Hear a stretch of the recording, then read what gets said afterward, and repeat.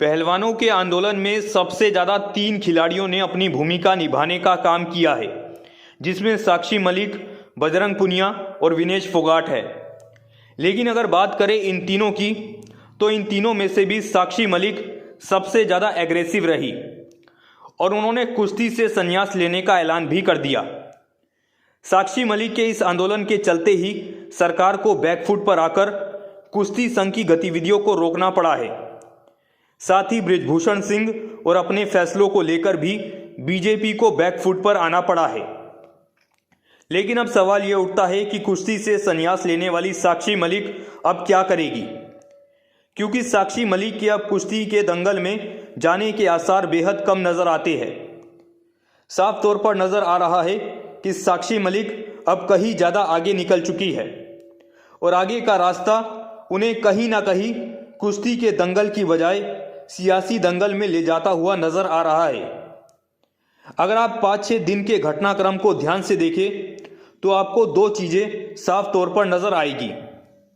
जहां राहुल गांधी ने 27 दिसंबर को झज्जर में आकर बजरंग पुनिया के साथ कुश्ती के दांव पे सीखते हुए उन्हें अपना समर्थन मजबूती से देने का काम किया, वहीं दीपेंद्र हुड्डा के साथ साक्षी मलिक का प्रियंका गांधी के घर पर पहुंचना भी ये बता रहा है कि दोनों ही खिलाड़ियों को कांग्रेस का बड़ा समर्थन है और ऐसे में दोनों ही खिलाड़ियों के 2024 के चुनाव में सियासी दंगल में उतरने का नज़ारा भी आपको देखने को मिल सकता है।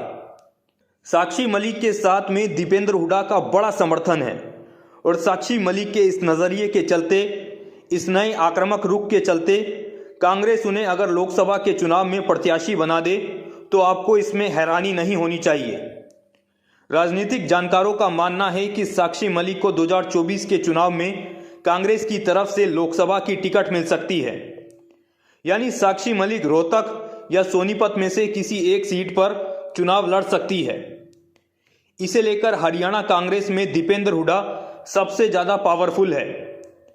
उनके अपने 2 लोकसभा क्षेत्रों यानी रोहतक और सोनीपत में अपनी पसंद के प्रत्याशी चुनने के पूरे आसार है, क्योंकि भूपेंद्र हुड्डा और दीपेंद्र हुड्डा दोनों ही सीटों को जिताने के लिए 2024 में कोई कसर नहीं छोड़ेंगे।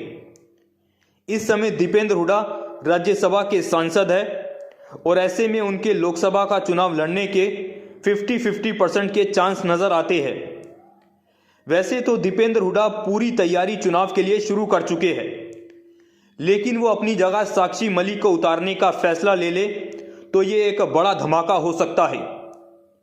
इसके साथ साथ दीपेंद्र हुड्डा सोनीपत सीट पर भी साक्षी मलिक को उतारने का काम कर सकते हैं, क्योंकि सोनीपत लोकसभा सीट के अंदर जहां मलिक गोत्र के बड़ी संख्या में वोटर है, वही खिलाड़ियों को लेकर भी सोनीपत संसदीय क्षेत्र में एक बड़ा पॉजिटिव माहौल है।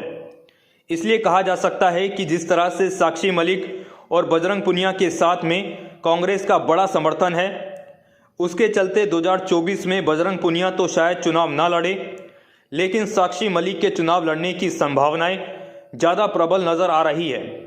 साक्षी मलिक आज उस मुकाम पर पहुंच गई है जहां वो सीधी सरकार से टक्कर ले रही है।